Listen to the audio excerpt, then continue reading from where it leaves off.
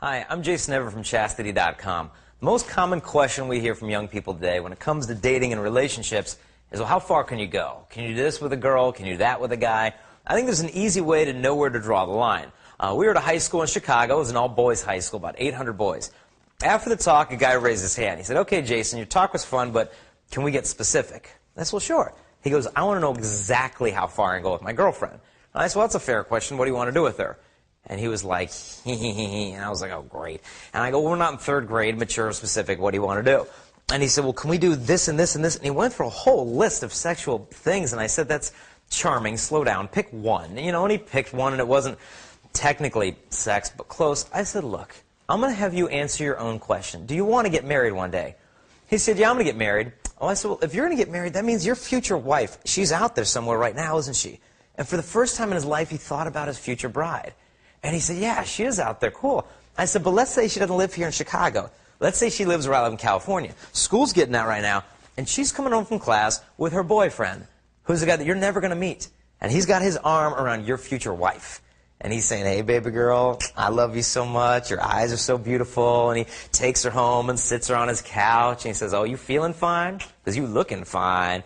And the girl giggles. I said to this guy, I said, you know what's going on that couch, don't you? And he's like, yeah. I said, that guy is emotionally manipulating your future wife into doing that sexual thing with him, trying to make her think that if she gives him that, he'll like her more when he's just using her more. I said, did that bug you?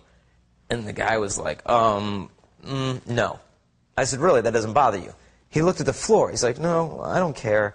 And the guy next to him in class was like, well, I'd be ticked off. And he hits him in the head, and I broke him up, and I said, look, if you don't want someone doing it with the person you're going to marry, then set the same standards on yourself. Because if you think about it, this whole concept of how far is too far, how close can I get to sin, it's really the wrong mentality. We need a whole 180-degree mindset change. Because thinking how far can I go with a girl towards sin, I mean, that's like driving your car and thinking, well, how close can I get to hitting oncoming traffic? Let's see how close I can get to hitting that guy's mirror on the freeway. It's just a really bad idea.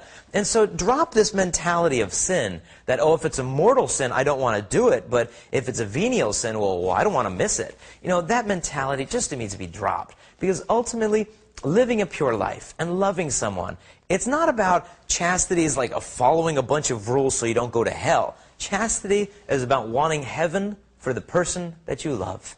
And if you can get that, then you get the whole picture. So be assured of our prayers, be strong and pure. God bless you.